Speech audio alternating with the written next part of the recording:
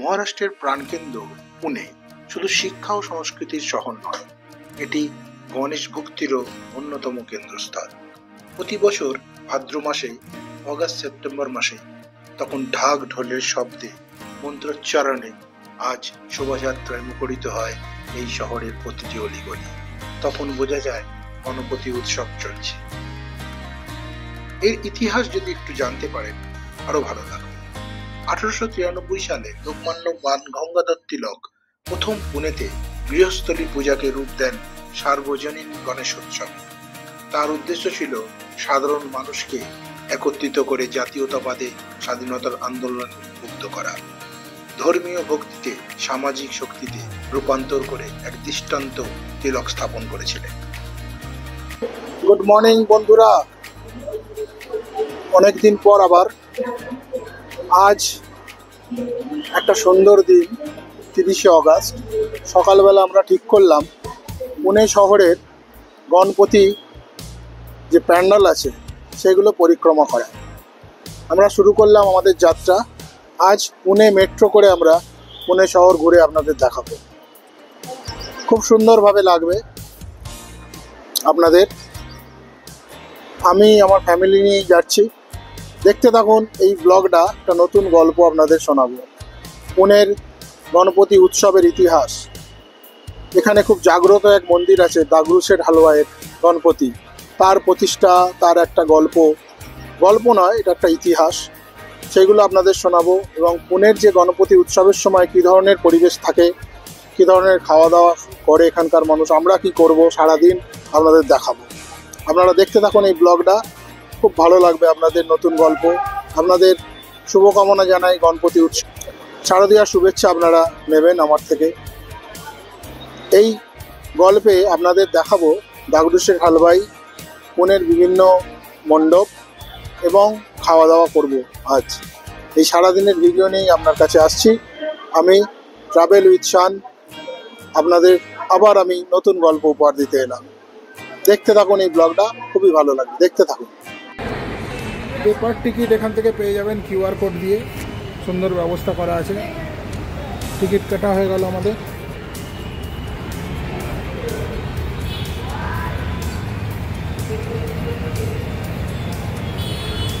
এদিকটা দেখুন, রাস্তার ধারেই একদম, এখানে টিকিট কাউন্টার।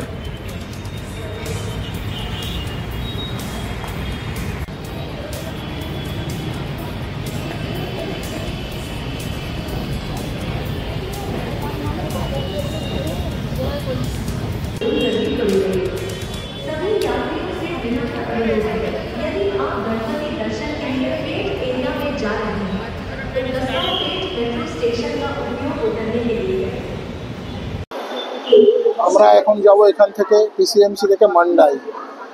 তো গাড়ির জন্য ওয়েট করছি, মেট্রো ঢুকছে 5 মিনিট অন্তর অন্তর ট্রেন। খুব সুন্দর দেখুন, প্ল্যাটফর্ম দারুণ একদম।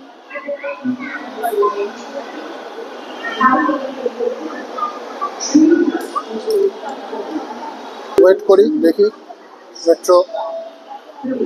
অনেকদিন পর আমি আবার উঠছি, আগে একবার উঠেছি, বেশি আমি ইউজ করি না। দেখতে থাকুন। দেখুন মেট্রোটা তৈরি হয়েছে টিটাগড়ে, আমাদের বাংলার প্রোডাক্ট। টিটাগড়ের এই কোচ দেখে বাঙালি হিসাবে খুবই আনন্দ লাগছিল। যখন আমরা মেট্রোয় চড়লাম, তারপরে কি অদ্ভুত এই সৌন্দর্য, জানলার দুধারে এক অদ্ভুত ল্যান্ডস্কেপ। এই ল্যান্ডস্কেপ দেখতে দেখতে আমাদের এই আনন্দদায় সফরটা খুব ভালোভাবেই কাটছিল। যতই আগে যাচ্ছিল ততই মনে হচ্ছিল মানুষের ভিড় আরো বাড়ছে। তার মধ্যেই আমরা পৌঁছে গেলাম মান্ডাই স্টেশনে। আমরা নামলাম মান্ডাইতে। নেমে আমরা পেট, মানে এখানে বাজারকে বোঝায়, তো পেট এরিয়াতেই যত গণপতি মণ্ডলগুলো আছে এখানে আমরা যাব।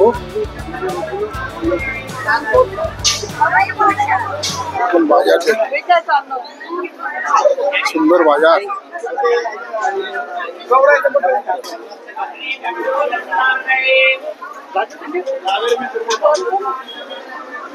বিরাট বাজার, সবচেয়ে বড় বাজার এটা পুনে শহরে।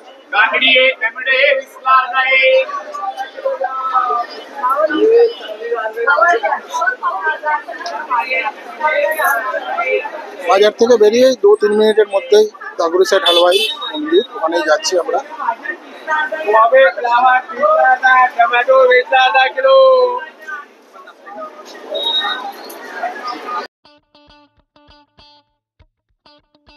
দাগুড়ি শেঠ হালুয়াই গণপতি 1890 দশকে একটি প্রবল প্লেগের প্রাদুর্ভাব ঘটে পুনেতে, যেখানে দাগুড়ি শেঠ হালুয়াই এবং তার স্ত্রী লক্ষ্মীবাই তাদের একমাত্র সন্তানকে হারান। গভীর শোকে নিমজ্জিত হয়ে তাদের গুরু এবং মহারাজ পরামর্শ দেন, গণেশের মূর্তি তৈরি করো, পূজা করো। সেই থেকেই প্রচলন গণেশ পূজার। 1893 সালে দক্ষ শিল্পী বাবুরা এক নায়কের হাত ধরে তৈরি করে প্রথম এই সুবিশাল গণেশ মূর্তি। তার নাম ছিল লোকমান্য তিলক। তিনি জাতীয়তাবাদ আন্দোলনের সাথে যুক্ত ছিলেন এবং সেই ভাবধারাকে নতুন পথে এগোনোর জন্য এই পূজাকে সার্বজনীন রূপ দেন। এই গণপতি উৎসব এক সামাজিক সার্বজনীন আত্মার উৎসবে হয়ে ওঠে। দাগুড়ি শেঠ হালুয়াইয়ের গণপতি মণ্ডপ তখন অন্যতম সাংস্কৃতিক কেন্দ্র হয়ে ওঠে পুনা শহরের, এবং এই দাগুড়ি শেঠ হালুয়াই তার নিজস্ব ট্রাস্ট, সেখানে বিভিন্ন রকমের দান ধ্যান এইসব করতে থাকেন। মানুষের মনে এক আলাদা ভক্তির উন্মাদনা ঘটে। পরবর্তীকালে এই মূর্তি 10 মিলিয়ন রুপি খরচা করে বানিয়ে দেওয়া হয়। 40 কেজি স্বর্ণে অলঙ্কৃত এই মূর্তি আজও এক অদ্ভুত নিদর্শন।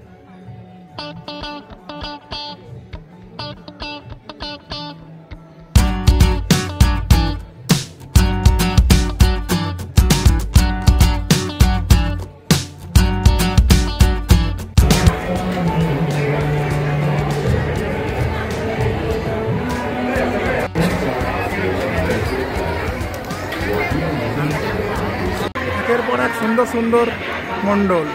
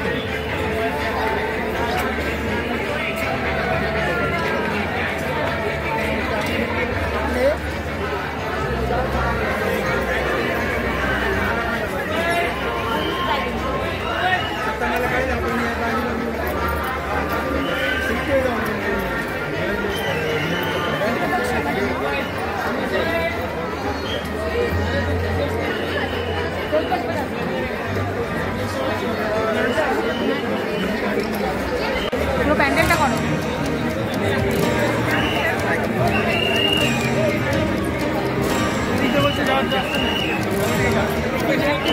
सर्व भाविकांना विनंती, पोलिसांनी दिलेल्या सूचनेचे पालन करा.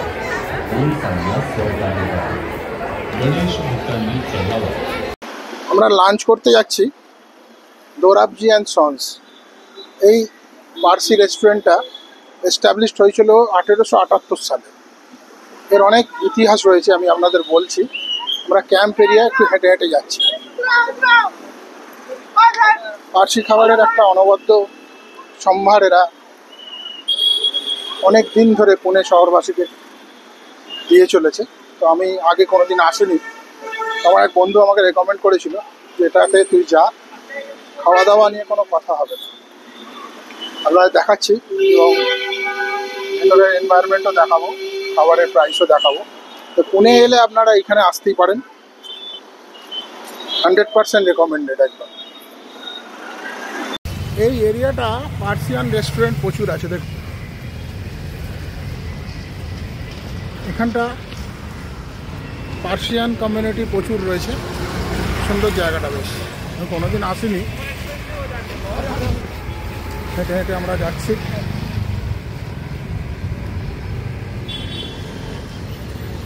অবশেষে আমরা পৌঁছালাম দোরাবজি অ্যান্ড সন্স 1878। চলুন ভেতরে যাওয়া যাক।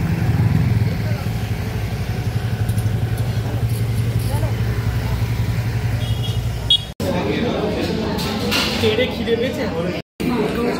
এই কাস্টার্ড খাবি?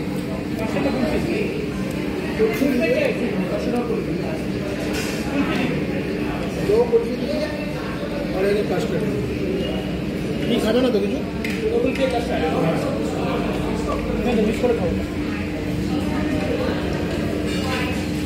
লাঞ্চ তো হলো, কিন্তু ভিডিও করার অনুমতি না পাওয়ায় কিছুই দেখাতে পারলাম না। তবে খাওয়া দাওয়া অসাধারণ ছিল, লেস স্পাইসি। মহারাষ্ট্রে যেরকম একটু স্পাইসি বেশি, কিন্তু এখানে একদমই নয়। আপনারা অবশ্যই এখানে আসবেন পুনে এলে। অসাধারণ খাবার, পার্সিয়ান খাবার যদি কেউ এক্সপিরিয়েন্স করতে চায়, এর চেয়ে ভালো অপশন আর কিছু হবে না। রিজনেবল প্রাইস, আর সত্যিই দারুণ। পরিবেশটাও ভেতরে ভালো, একটা পুরনো রেট্রো ফিলিং পাবেন ওখানে। অ্যাম্বিয়েন্স খুব ভালো, পুরনো ওই যে রেট্রো ফিলিংসটাই ওরা রেখে দিয়েছে। আর এটা একটা হেরিটেজ প্লেস পুনের মধ্যে। তো পরে যদি কোনোদিন আমি সুযোগ পাই ভেতরে ভিডিও করা, নিশ্চয়ই আপনাদের শেয়ার করব। তো এই ব্লগটা দেখতে থাকুন। এখন আবার আমরা আর একটা পরিক্রমাতে যাব, সামনেই কিছু মণ্ডপ আছে, সেগুলো আমি এখানে তুলে ধরব।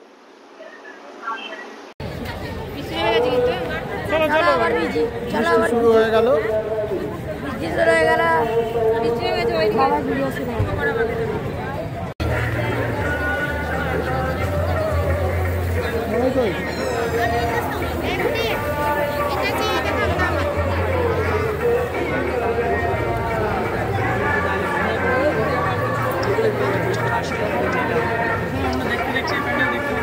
হ্যাঁ,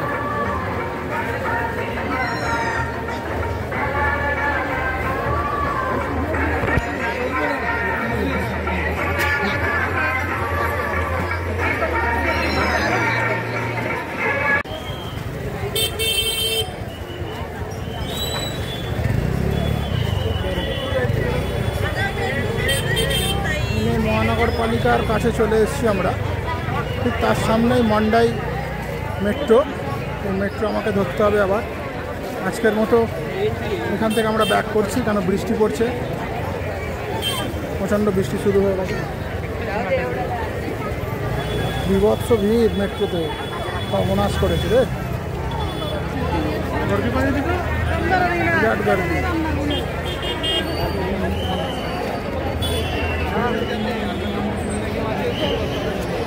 একবার দেখুন কি অবস্থা। বাবাই যাসনি? বাবাই, বাবাই দাঁড়াও, যেও না।